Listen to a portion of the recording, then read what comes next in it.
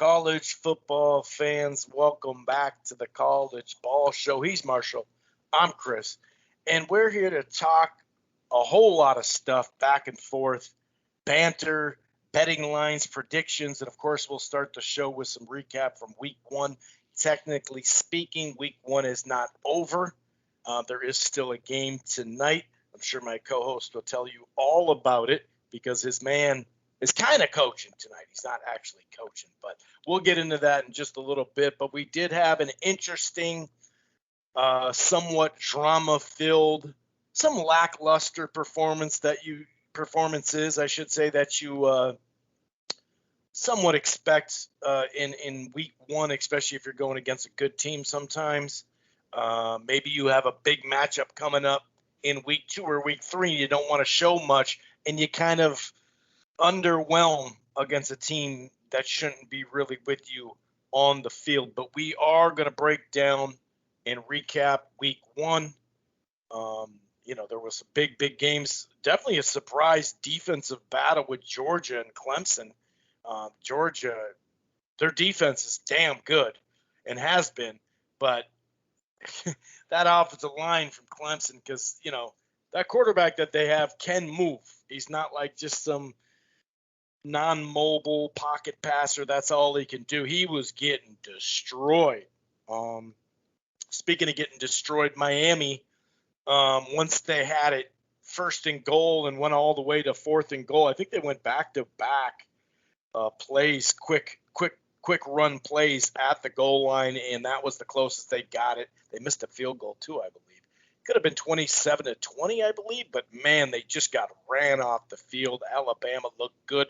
Virginia Tech snuck up on North Carolina, who was a team that's supposed to win the Coastal. Of course, who knows who's going to win the Coastal? That's kind of we talked about that last week, everything. So we'll talk a little bit more, talk about no-shows. Indiana. Where are you, Indiana? I guess it's not basketball season yet. That was kind of crazy. Penn State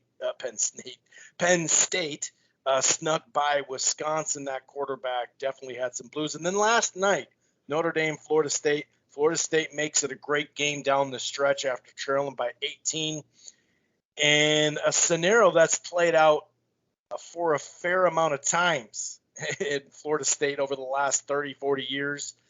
Wide something, whether it be left or right. So we're going to break it all down. Then, of course, we're going to preview and predict week two.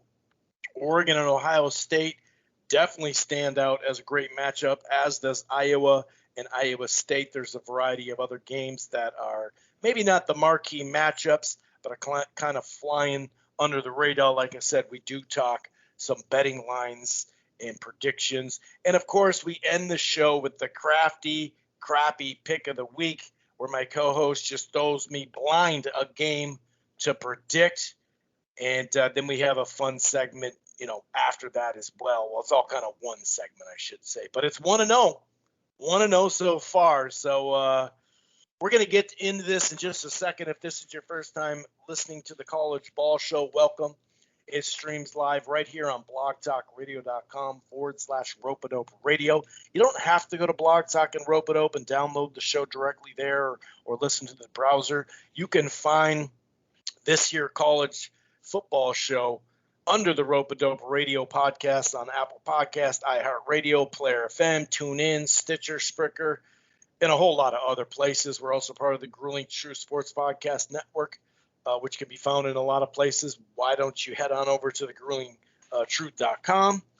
And one more thing, if you're thinking about cutting the cord, or you're not quite happy, I got something for you. It's called DirecTV Stream. That used to be AT&T TV. It's now DirecTV Stream. Same prices that it starts at, $69.99 a month. No annual contract. The cloud DVR is available. You can stream it anywhere on any device. So you can get live cable and a bunch to choose from on demand. And if you sign up for the choice package and above, you do get 3 free months, no charge, of HBO Max. That's DirecTV Stream. Okay, I'm going to go ahead and bring in my co-host into the fray and seeing how he's doing on this Labor Day.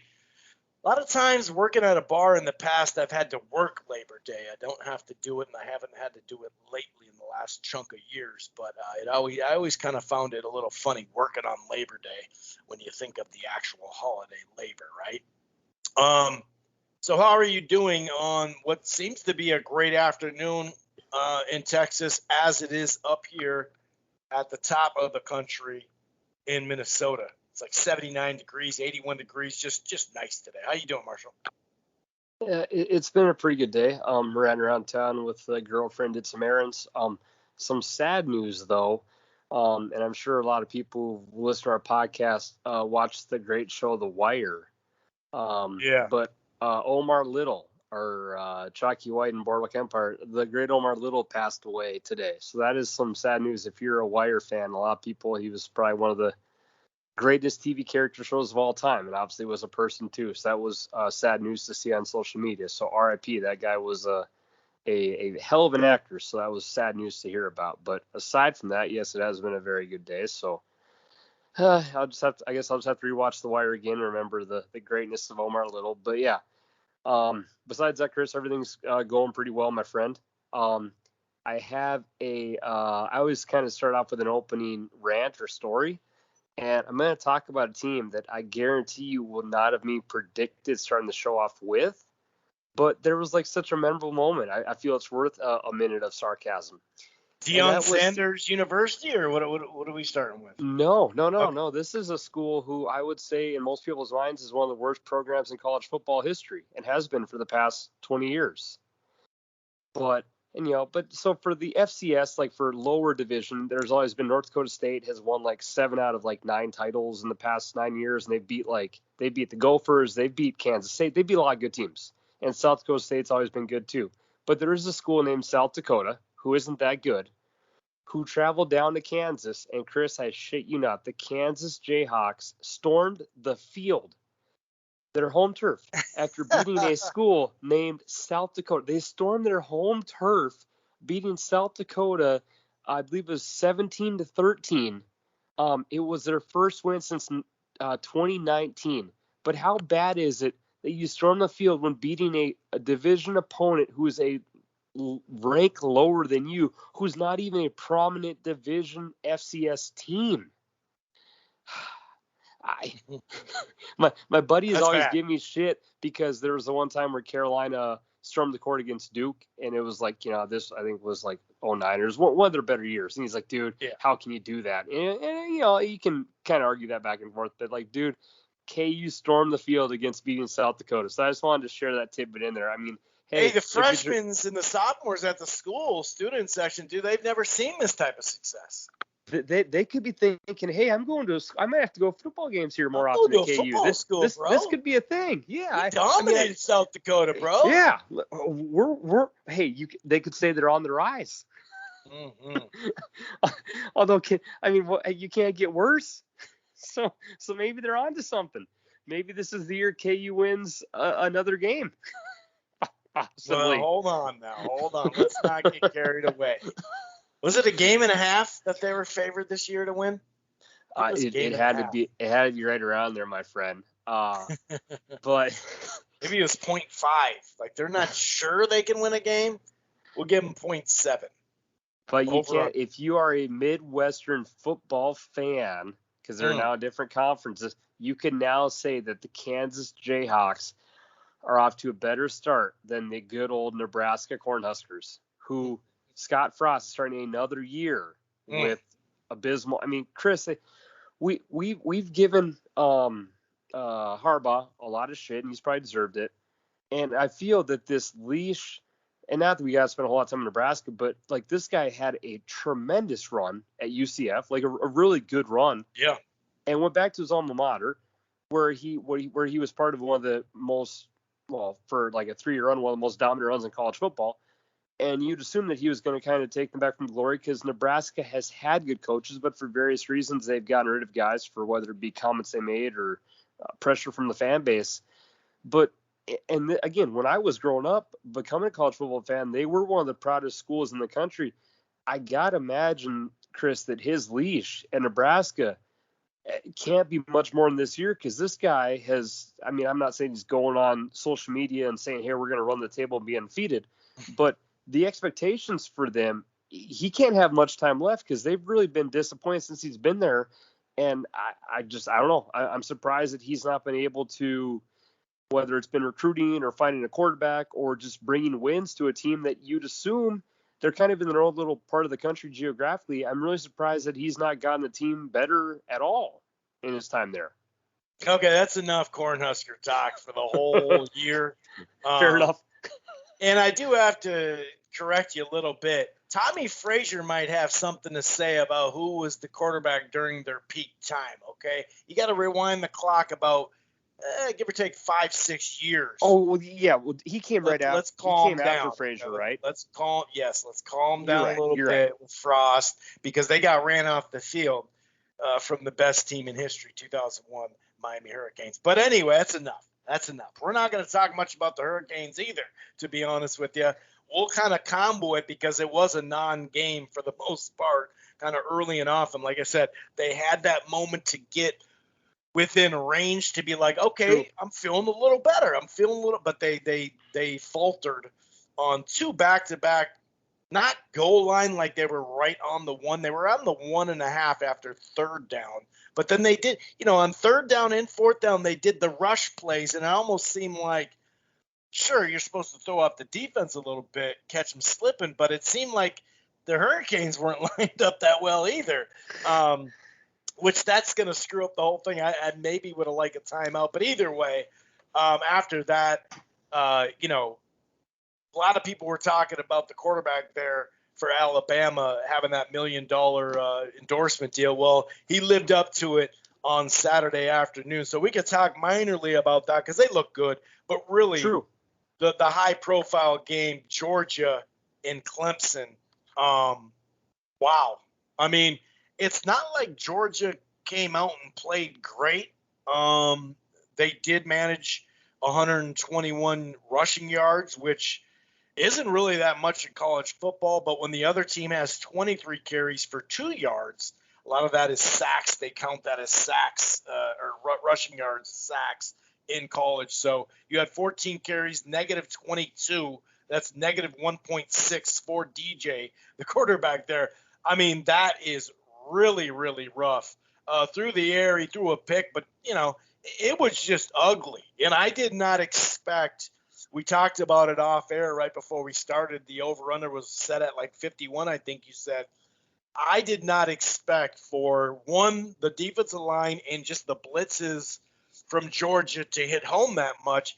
And two, and I think more importantly, that offensive line looks like a mess. And trust me, as a Minnesota Vikings fan these last few years, I know what a bad interior offensive line looks like. That shit was ugly. I think that, and you saw this actually, and we'll get to them throughout the podcast because I have a couple of quarterbacks who I just think were absolutely atrocious this first week. But it kind of like in baseball when the season starts, the pitchers have the advantage over the hitters. I think in some extent, Chris, that you're seeing a lot of lower scoring games, and I think you can do the baseball pitchers parallel to defenses over offenses. And it's not so much there's a skill differential, but some of these quarterbacks just last year was a weird year. It could be a new offense, it could be a new coordinator, maybe he is a new quarterback. They don't get the preseason either, They don't get an extra game in there or nothing. Yeah, and I think you saw a lot of quarterbacks who have a ranked number next to their team that just didn't play that well. And they probably will progress throughout the year. But, yeah, there was a lot of really poor performances of quarterbacks this week with ranked teams. And the quarterbacks look like trash. But, again, this is maybe the first road game you've had in your last 2 years. I know it was really, really cool to see Virginia Tech knew the Enter Sandman because, I mean, that's fun. But, we've not had that. That long shot they had of the stadium was like, oh, wow, it's back. And I was watching the Badgers game, and Gus Johnson just getting excited for Jump Around in the third quarter when they play that song in Madison. Like they said, it's the first time they've done that in 615 days. So there were a lot of maybe differences quarterbacks have not gotten used to, but you were also still the quarterback of a university with a lot of name on your, name and money and pride on your back, and they didn't perform. And to see Dabo Clemson's offense score 3 points in a game, which I can imagine has not happened for a super, super long time. Credit to Georgia. I mean, their defensive line, I'm actually rewatching the game now, and it's just there was chaos from the start. And there was no run game. The quarterback looked a little nervous. Clearly, this was his first big game stage, and he probably would have preferred to play a South Carolina State for a warm-up game, but he got Georgia. But yeah, it was just a lot of these quarterbacks probably need a couple of weeks and to get into the flow. But if you were facing a ranked team, time to step it up now. And a lot of guys struggled, and I think a lot of these quarterbacks, Chris, will progress throughout the year. But yeah, 3 points in a game, and Georgia only scored 10. Now, obviously 10 was enough for the win, but Georgia's normally a team that's going to run the ball really, really well and normally have like one kind of freakish wide receiver who head to the NFL. So even their low numbers were surprising as well. But the biggest thing, I think, aside from complimenting Georgia's defense, Chris, is the fact that Clemson lost this game and North Carolina lost. And obviously Clemson is a team who always kind of has been that shoo-in to make the Final Four or whatever, the championship. Where's your big win going to come now? Because you've always dominated a conference that's not that high on par compared to like the SEC or Big 12. This could be a big blow. I mean, I know we're kind of going big picture here, but this could be a huge loss for Clemson because your conference isn't that strong. And if you're Georgia, this can maybe be a confidence booster you really needed for a team who's always kind of been the little brother gets beat up all the time against Bama. Yeah, I mean, one thing we should preference is Clemson within the first 4-ish games, maybe just in September or whatever, or early October, does kind of have a stinker, whether they win it or not. Sometimes they lose early and then they can, come back and win the rest of the remaining games. Maybe they have a good game in there against a ranked opponent.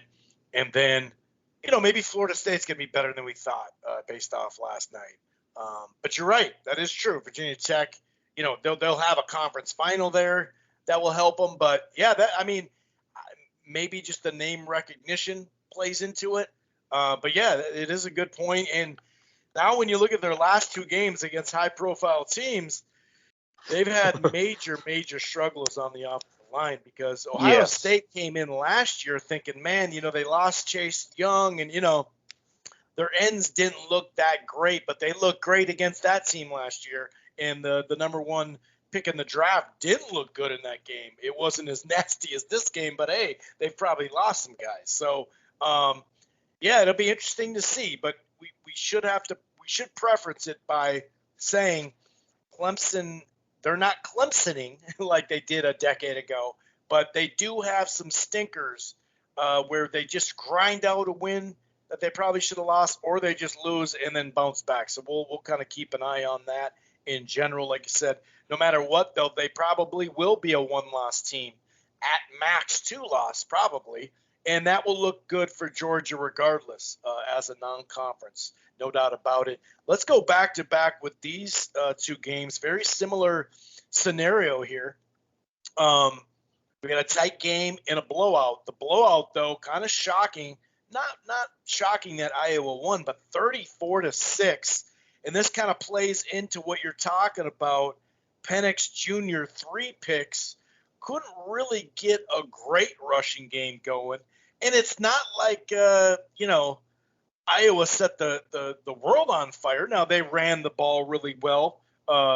Goodson had that long run, 56-yard run, so that kind of, that's 50 of the 158 that they got in general. So they ran the ball well, no doubt about it. They just, they just got an early lead and never really gave it up.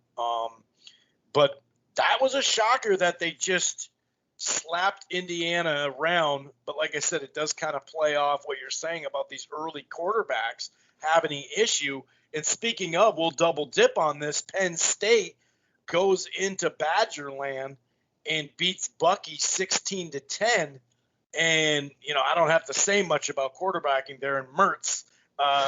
Some really head scratchers. They had a running back that had 31 carries, buck 21, 3.9. They actually, they ran the ball pretty well. But Mertz was just, ever since he's had that 5-touchdown game, and then went to State Street and just partied and got COVID. It just doesn't seem like he's the same guy. I know that's last year and everything like that, but defense wins championships in both those defense, Iowa and Penn State, look pretty damn good. What'd you think of those two games? Okay, so I'll get my rant done here quick. Mertz was absolutely hideous. Just bad. And it was unfortunate too. I mean, I bet them to win. I thought the Badgers would win. The main person I guess I listened to for advice said if the Badgers controlled the line of scrimmage, they should win the football game pretty easily. And I had to text my buddy. In soccer now they have these things where if you watch a soccer game, there's like the expected goals a team should score after a game. So it kind of gives you the perception of analytically like how many goals a team should have scored. Well, if there had been that for the football game, it would have the Badgers total probably at least should have been like 28 points. They had 4 red zone trips, and 1 resulted in a touchdown. 3 of them were turnovers, and it was really, really bad. He had 3 fumbled snaps. He had 2 turnovers to 2 interceptions to finish the game. One was on the 3-yard line. One was in the red zone trying to get a win at the end. I just can't believe how bad the guy played. And Maluzzi, who was a running back they got from the SEC, actually 31 carries, $121. That's not great numbers for college, but he was pretty effective, and he showed bursts of being another quality Badger running back. But yeah, this Mertz guy, man, like you said, he had a great game 1 last year against Illinois, and since then it's been downhill. His quarterback rating was an 18.5, and I know it's only 2 interceptions, but it felt like he threw 4 or 5. That's bad.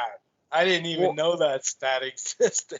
Yeah, and I was again conversing with my buddy about this. You sometimes you can blame a running back or a quarterback. Like one can take the blame, one or the other can take a blame for handoffs. But when you have 3 miscued handoffs, it's like, dude, that's got to be on the quarterback for the most part. Because that's something where if you're a college quarterback, like that's an expectation for your job. And there was actually one play where he was handing the ball to the running back, and since his posture wasn't proper, and even the announcers did a good job talking about it, he literally tripped the running back after he handed the ball off to him because he just didn't plant his feet how he should. So the running back got the ball and he literally tripped him. Like, Mertz looked like trash.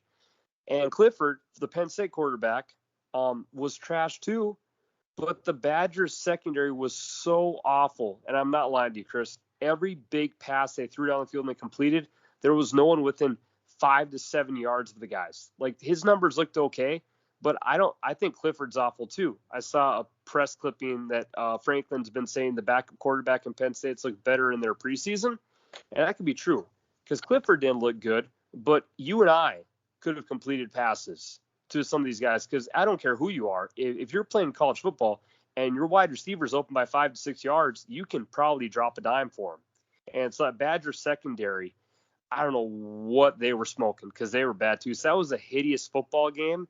But hey, if you're Penn State, I will tip the cap to the Penn State defense because they were on the field for a huge chunk of the game. Like, time of possession had to be completely staggering because it was 42-51 to 1709. I was going to bring that up. Jesus. So I will tip my cap to Penn State's defense because they literally bend but didn't break.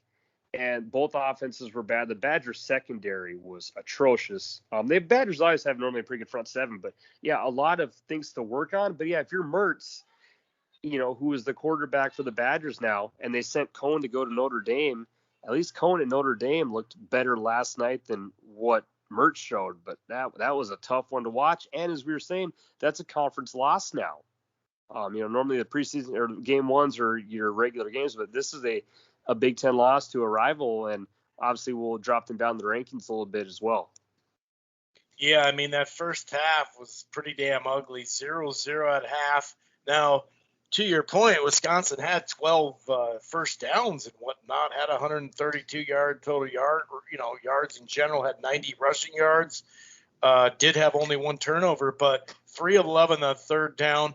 Penn State only had 1 first down, and they were 1 of 7. So it was a rough one in a lot of ways. And by the end of the third, they actually had done. They looked pretty damn good, but still, end of the third, 7-7, -2 yards rushing for Penn State. So I don't know if I'd put it all on the quarterback there, most of it anyway. But look at Penn State special teams. Blocked a Wisconsin field goal, missed a 23-yard field goal, kicked a 76-yard punt, and missed an extra point. So it was just all over the place. It really was. Came to that game, that team, and it was like, man, if both of them had kind of gotten the rust off, and week one, I bet you that week two game's just a little bit better at least. But that's part of it. Like you said, it is a conference game, and we love that. But you do have to kind of expect some of that every once in a while. Kind of going back and forth, with this 2-game combo. UCLA, a 3-point underdog at home, comes out with the win 38-27, and Texas just smacks around our Raging Cajuns 38-18. So Texas got off on the right foot, with their new coach, but 26, Johnson for LSU, 26 of 46. You look and say 3 touchdowns, 330, that's pretty good. But they did, throw the ball 46 times.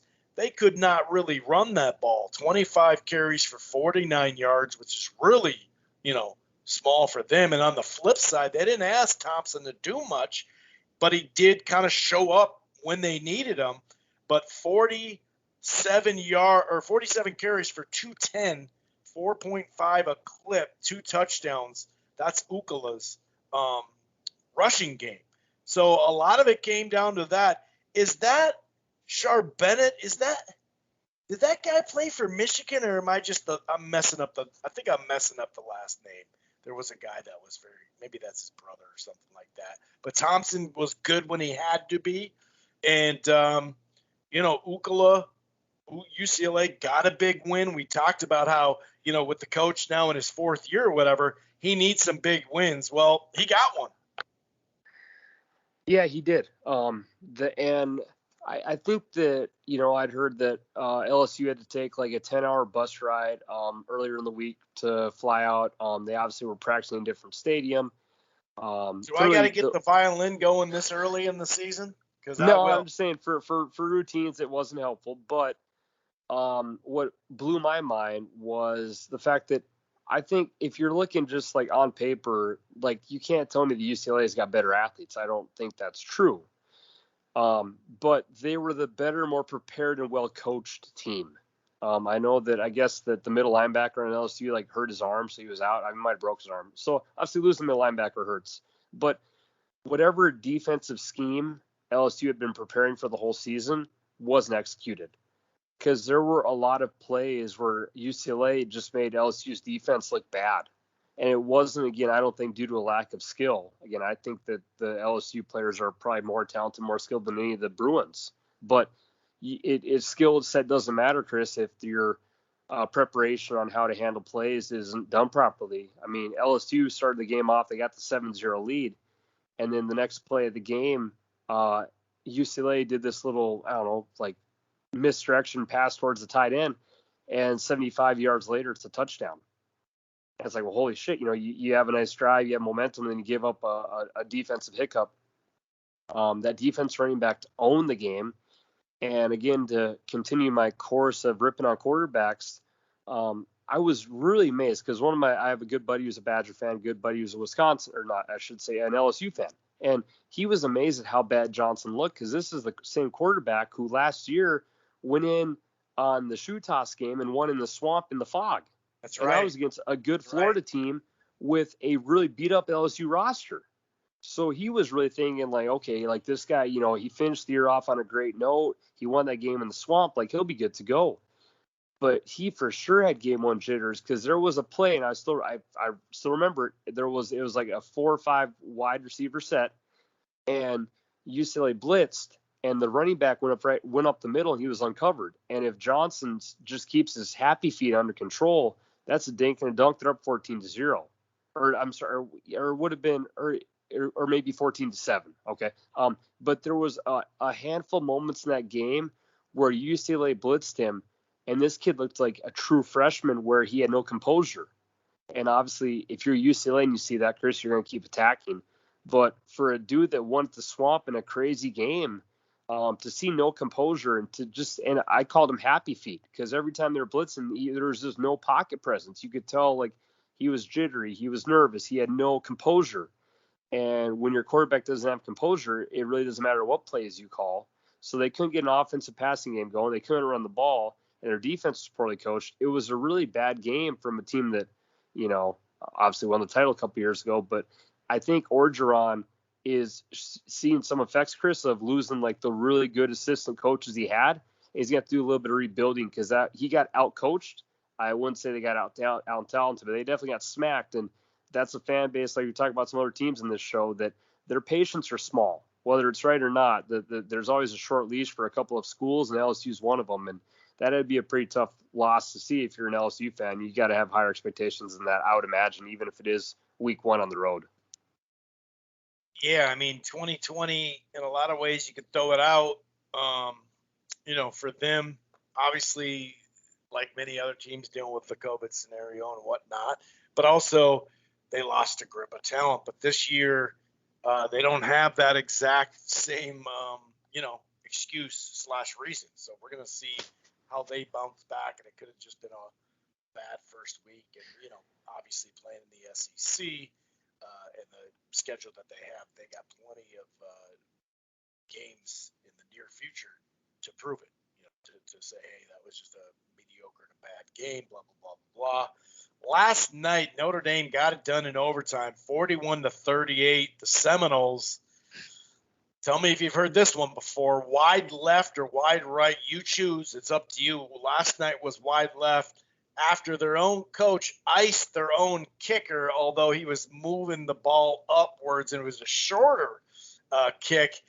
I actually got to say, I feel like in the pros they would maybe call that a fumble because a lot of people kept saying, well, the ball was, his arm was going forward. That's not the debate. Of course the arm was going forward, but when he had that guy in his face, to me, he was either doing one of two things, tucking the ball, which it looked like he was, or maybe he was trying to throw it at his feet or whatever. I'm not sure, but it did kind of look like he was tucking it, and it fell out of his hand.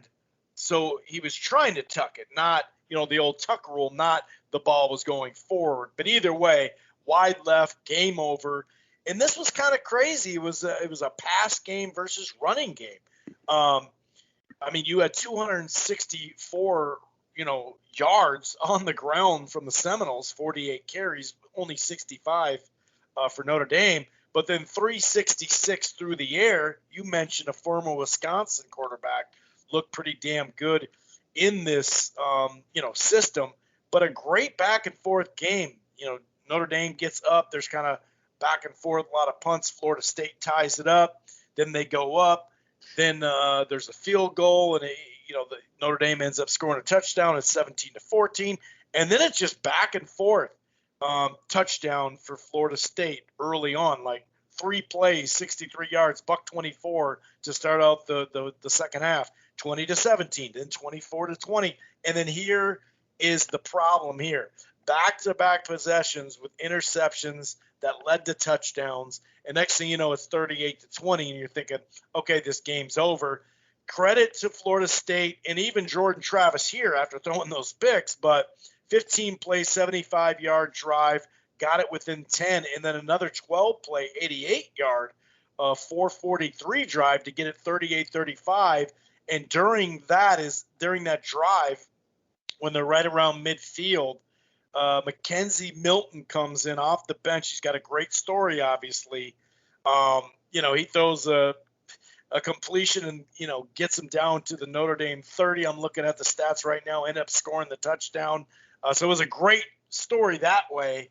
And they ended up tying the game 38-38, though, because they were able to force Notre Dame, to punt in a 3-and-out.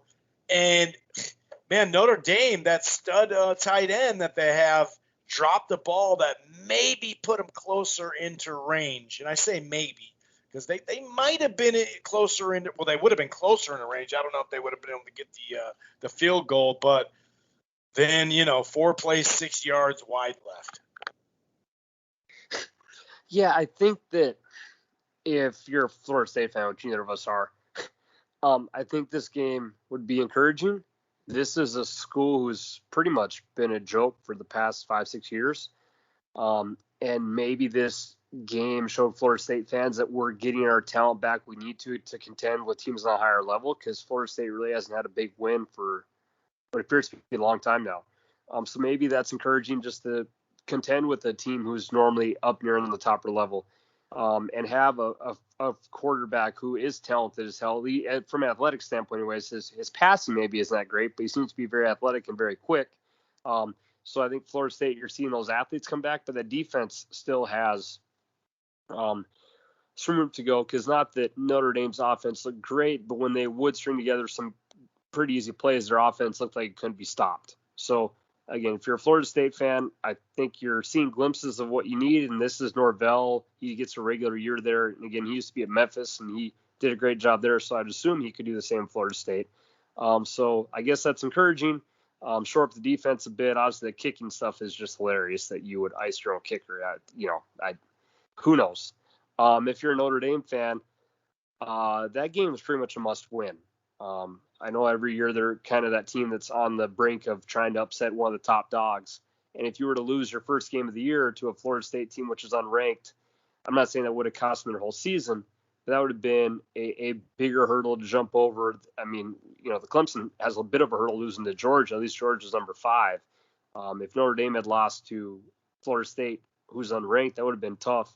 But you see the potential of Notre Dame. They have, again, like usual, a stud running back, a really talented a star tight end, a talented running back, a quarterback who's not going to impress you much, but can also be pretty sufficient. So it was a fun game to watch. I thought at the start of the game, Chris, it kind of took its turns, because Notre Dame's offense, the first drive of the game, they scored effortlessly, and they kind of went into a shell until the end of the second quarter.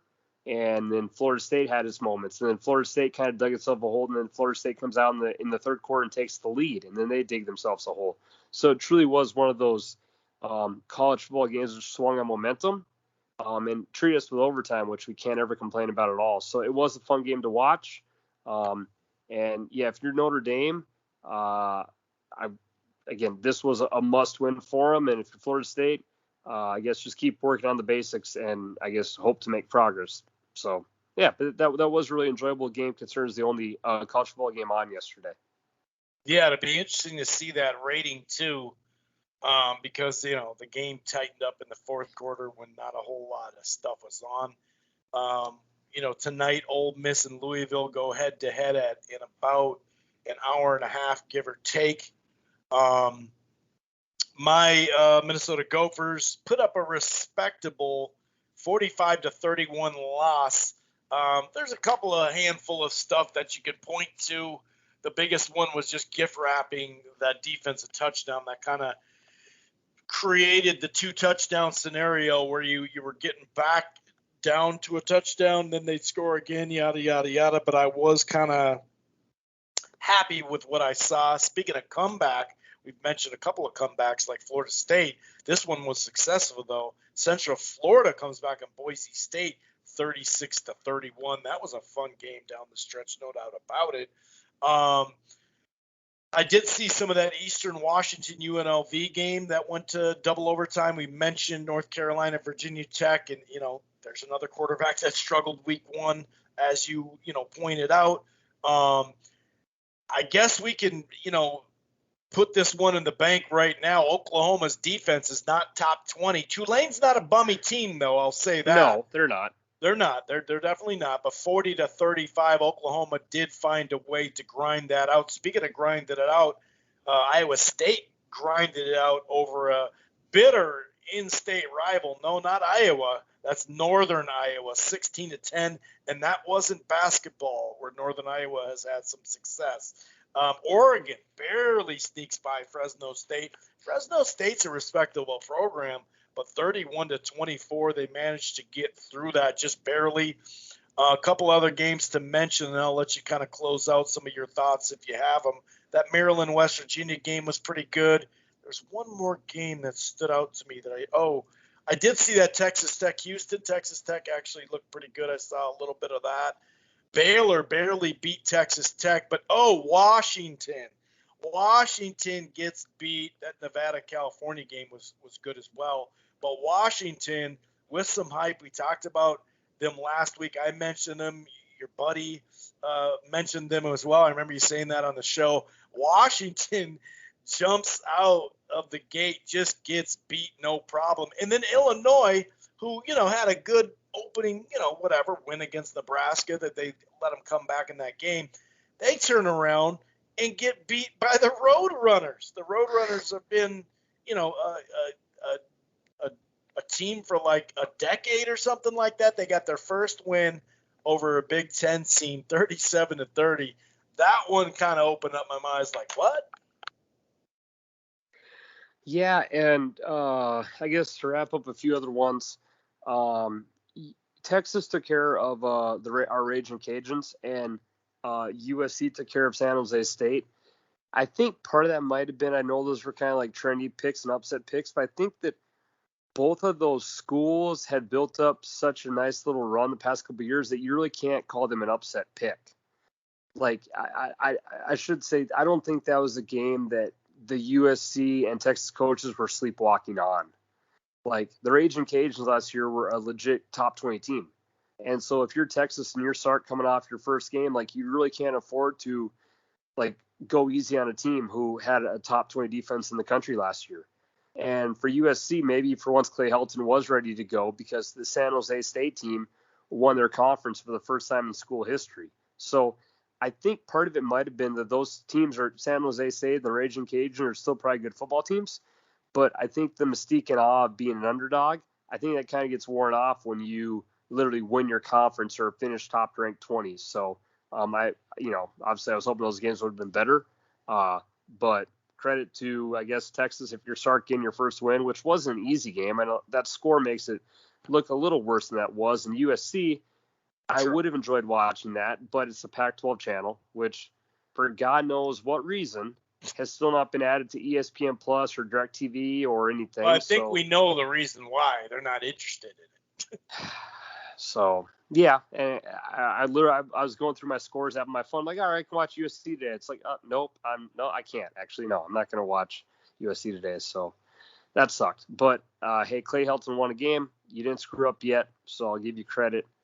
And Missouri, it wasn't pretty. They didn't cover, but Missouri did beat Central Michigan, and that's always been kind of my other team. So I'm happy they got the win. Again, it wasn't pretty by any means, and I don't think Central Michigan is that great. But they did pull off a 10-point victory at home in Columbia, and hopefully that's a good sign of things to come for the Missouri Tigers, because obviously Florida and Georgia are always a huge pain in the ass for that team. Even though for week 2, we'll start week 2 preview predictions, betting lines, and all that. Even though they're not at home, the Kansas Jayhawks, if they win this next game against Coastal Carolina, they're 25.5 underdogs. They're a live dog, though. That's worth storming. It probably still isn't worth storming.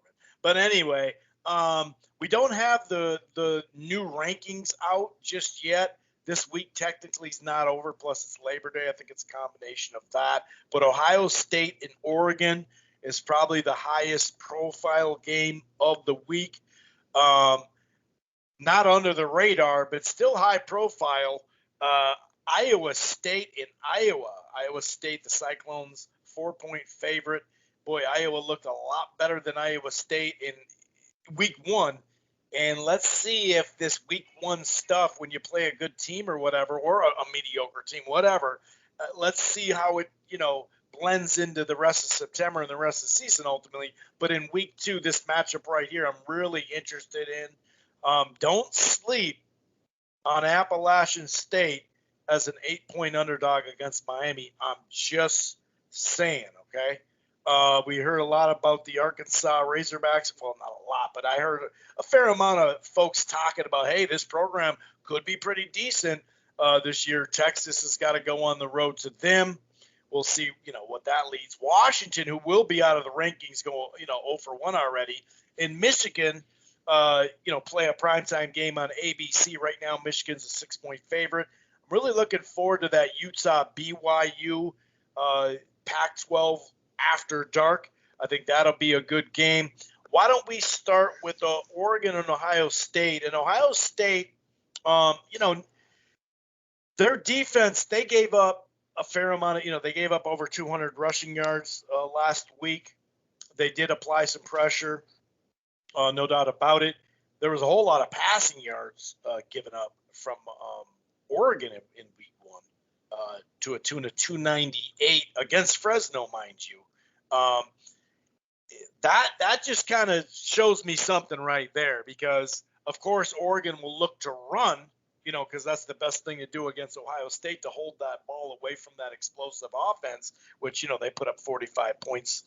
One of them was a defensive touchdown, but that's what happens after a while. And they put up almost 500 yards, but total. And they managed to run the ball really well. What are your thoughts here? Because, Oregon didn't look that great against a pretty solid Fresno State, program. I shouldn't say that. And so is Minnesota, obviously. They're pretty solid as well. So I was happy my Gophers looked like they at least belong on the field with them.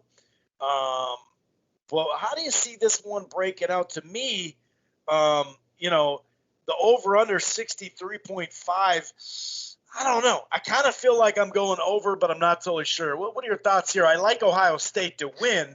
I'm just wondering if they can, once again, it's about a 14-point spread like it was last week against my Gophers. Yeah, that surprises me a little. I guess that I thought it might be a little bit lower. When you see rankings of 4 and 11, you'd assume the spread wouldn't be 2 touchdowns. But maybe that's just a sign of respect Vegas has for Ohio State. I thought that the quarterback C.J. Stroud last week against your Gophers, like any true freshman or a kid making his first start would, had some highs and lows. I thought, honestly, the Gophers defense didn't play that bad. Ohio State has a couple of playmakers who, if you give the ball an open field, are going to run for 80 yards against any defense. But I think so he got his first start run, under his feet. Obviously, he's got the home field now, which would be beneficial. I'm sure that place will be sold out. And for Oregon, maybe you were caught sleepwalking a little bit, looking forward to this big game. But if you're Ohio State, I guess, just like usual, Chris, this is a team that, for the most part, always just wins these types of games to start off the season.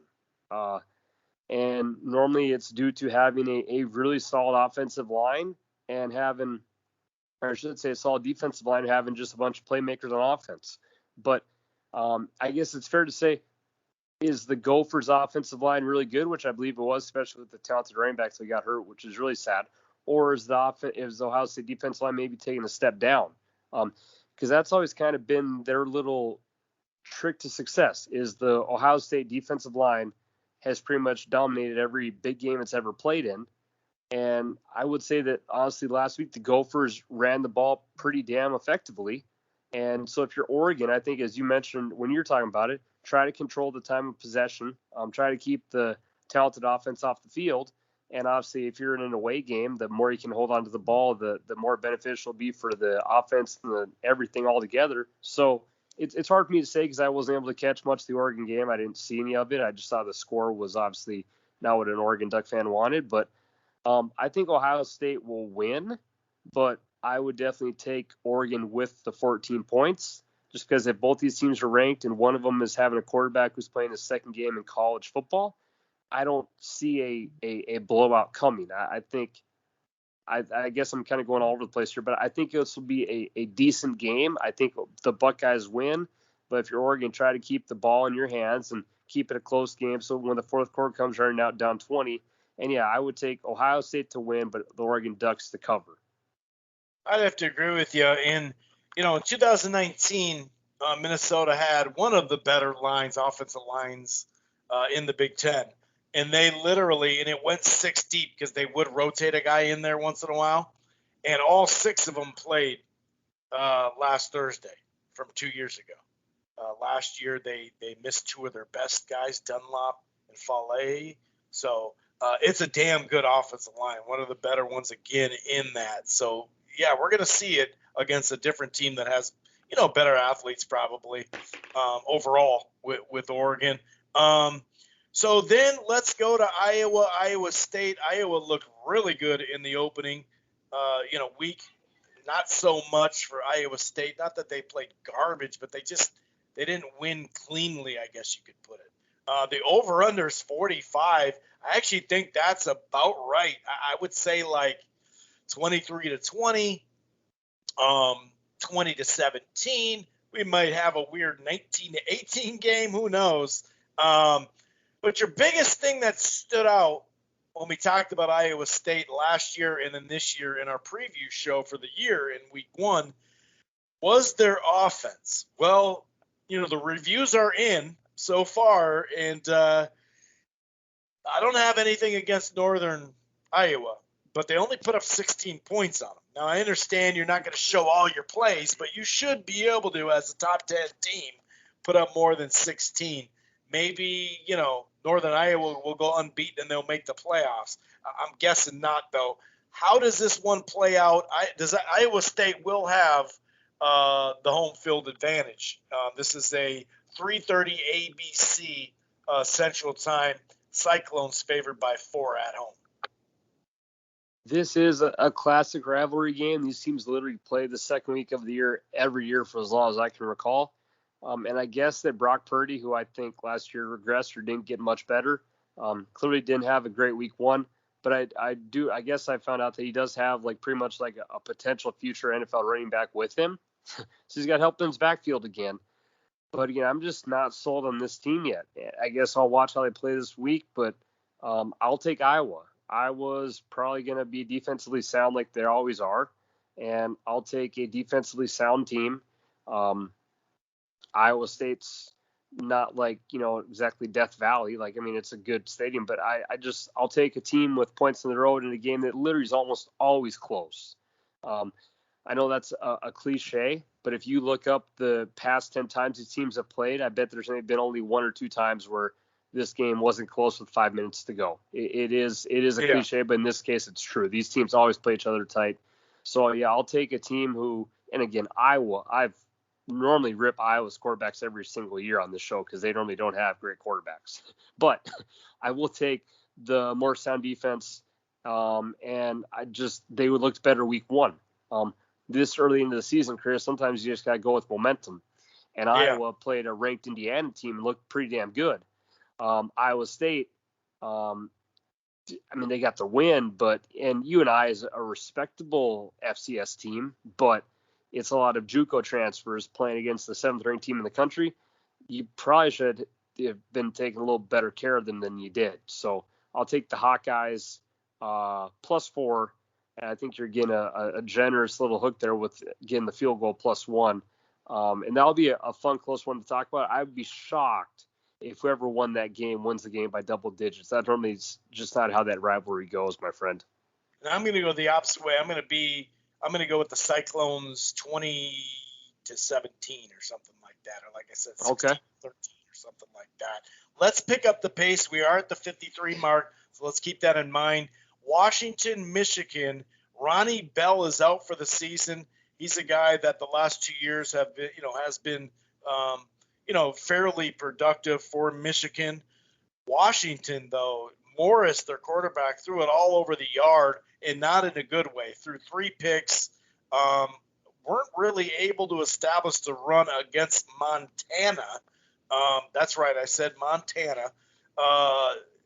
They didn't have to get much out of their quarterback, who only threw for 105 yards, 12 completions. But that one was like, really? Huh. So this is how you're going to open up your season, which is this supposed to be a really good season. Who do you like here? I like Michigan to win this game. And I think that, I'm not going to sit there and say they are just going to dominate them. I think that you'll see somewhat of a motivated team in Washington look better than they had. But I like Michigan in this one. How about you? You're muted, by the way. I will. I'll flip the script on this one, and I will go opposite of you. I'll take Washington. This team had a lot of preseason hype. Clearly, they did sleepwalk massively week 1, and I'm just gonna, I guess, go off the hype that this is supposed to be a legit good team. And Michigan losing an early game to start off their season would not be shocking at all. So I think we'll see a more motivated Washington team who really, if your goal was to surprise people this year and have a good season, going 0-2 is not really a good way for that to start. So I'll go with the upset pick here. I'll take Washington +6 and just hope that the hype I'd heard about them is true. And if they go 0-2 and lose to Michigan, then you're kind of researching to get your ducks in the same row before the Pac-12 season starts.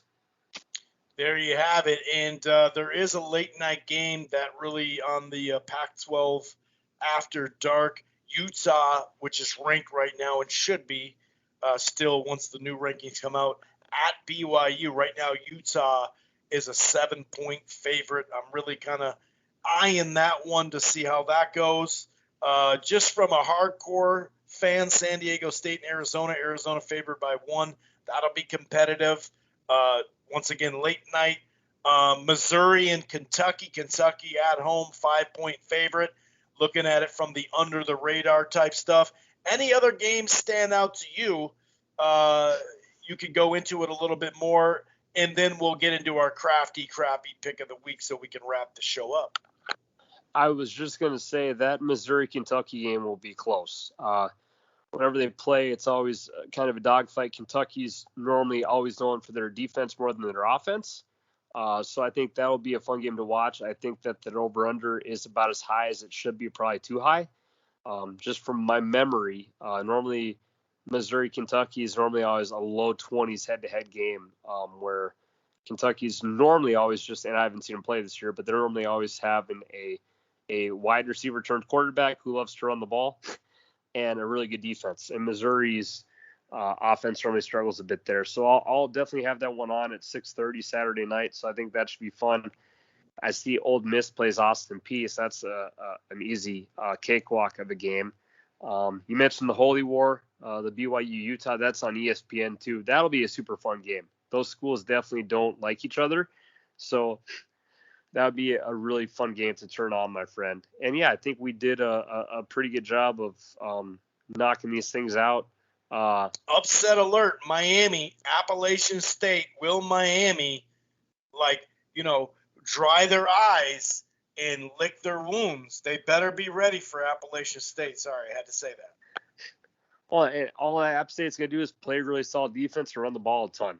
And this is a school that, is not afraid to pull off upsets, and they've done it quite consistently for a handful of last years. And, actually, I'll be too wide because I'll have the Missouri game on, and that Texas-Arkansas game should be a lot of fun too.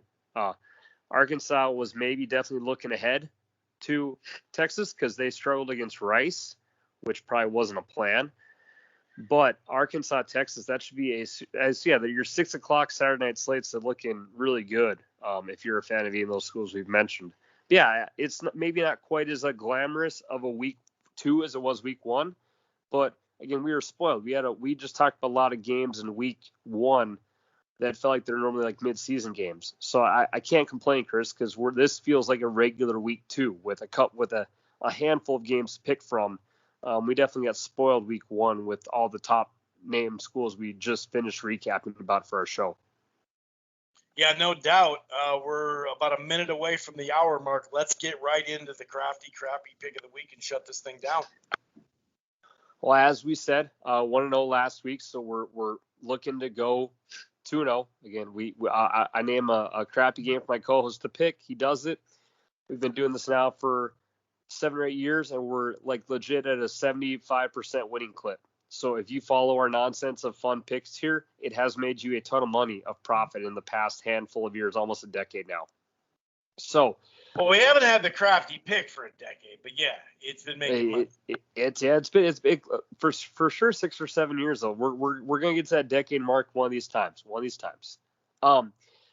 And we talked a lot about Florida today. We talked a lot about Texas, where I live. So let's tie those states together, my friend. This is a 6 o'clock Central start on ESPN Plus. So I know most people have ESPN Plus nowadays. This game is in Miami, Florida. Your Hurricanes are not involved, my friend. But I feel that this is a lesser known party school playing another party school. It's in the Ricardo Silva Stadium. It is Texas State against Florida International. I'm gonna let you take it away because I know this is your part of the show. Then I'll do the alumni battle. But the Texas State, I think it's the Wildcats, against the Florida International Panthers. We have a Texas-Florida matchup, Chris.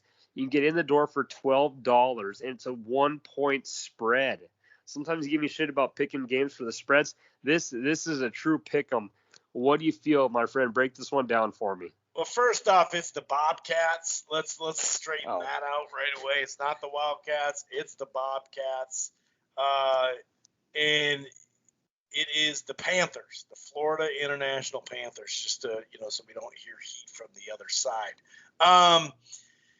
Yeah, I mean, it's funny because we normally don't see offense. It's normally set up like Texas State where they, so far, put up 20 points and give up 29. That's usually how that goes. They only rush for 79 yards, which is really not good in college football. Whereas Florida International, don't get me wrong, they played, Long Island University Sharks, and this isn't college basketball. So that's the only thing I know of sports from Long Island. And that might just be street ball, but who knows? But they put up a ton of points. So this 48 points is weird for one of these bad games. But as we know, they played a team that is just horrendous. So that plays into it. I'm going to flip the script a little bit. On the surface, you're like, 48 points, man, that is awesome. Baylor is not what Baylor was a decade ago, right? Or not even a decade ago. Obviously, they've had their issues. They did have a nice year, I believe, last year. They kind of grinded their way back. 2020 and 2021's gone so fast. Maybe that was 2019 that they actually got back and had a decent year. But anyway, the fact that they played them and played right there with them, and I'm talking about the Bobcats, tells me something. It tells me something. I am kind of wary of, Florida International's run game.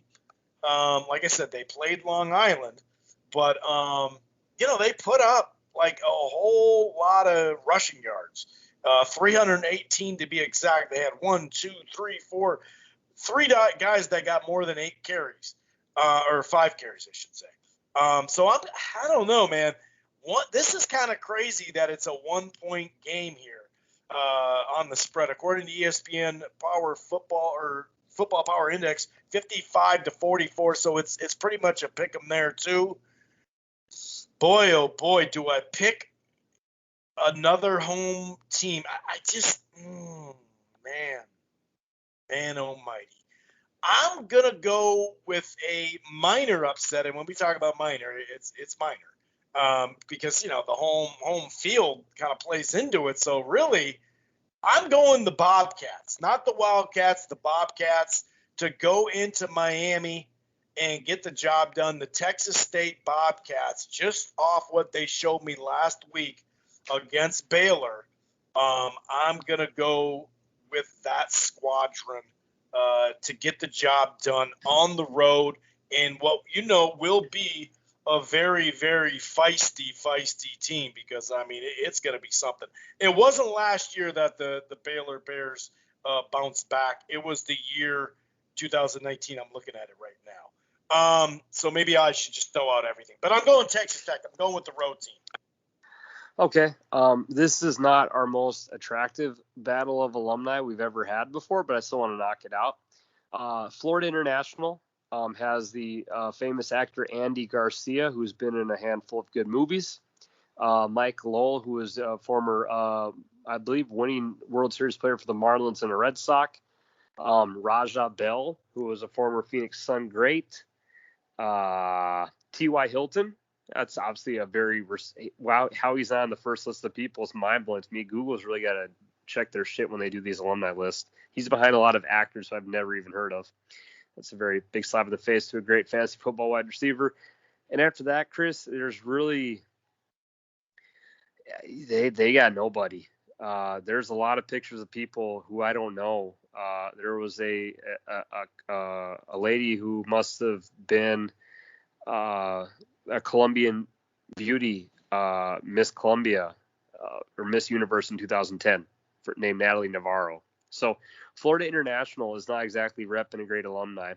To wrap up with the Texas State alumni, a little more high-powered. You got Lyndon B. Johnson, which was a former president. Paul Goldschmidt, who's a good baseball player. George Strait, who many people say is one of the better country singers of all time. Then they got a bunch of political pictures as well, which again is lacking. They have a former adult movie star named Alexis Texas. Someone may have heard of her. And after that, Shawn Michaels, the former wrestler. A bunch of guys in football pads I've never really seen before. So I got to tip the cap. It has to go to Texas State for having popular people in many different aspects of life. And yeah, this was not, again, the best battle we've ever had. And T.Y. Hilton being like 11th on a list of Florida International alumni is a very sad day for that man. So yeah. On that note, Chris, any final notes? Nope. All right. Well, my man Lane Kiffin and his boys, they play tonight in about an hour. He is out with COVID. I'll cut the show if you keep doing this, okay? I'm sure I got my finger on the stop button right now. I'm sure he'll be Lane Kiffin enough, okay? I'm sure he'll be texting plays from his phone or on a Zoom call, letting people know and throwing those hands up for a lot of points. So go Hottie Toddy, go Hottie Toddy. Until then, we'll be back next week. As always, we appreciate our listeners and we love our support. And yes, hopefully we'll have some upsets to talk about for our week 3 preview. Until then, have a good night. Stay safe. Wear a mask. The boys are out tonight. Peace.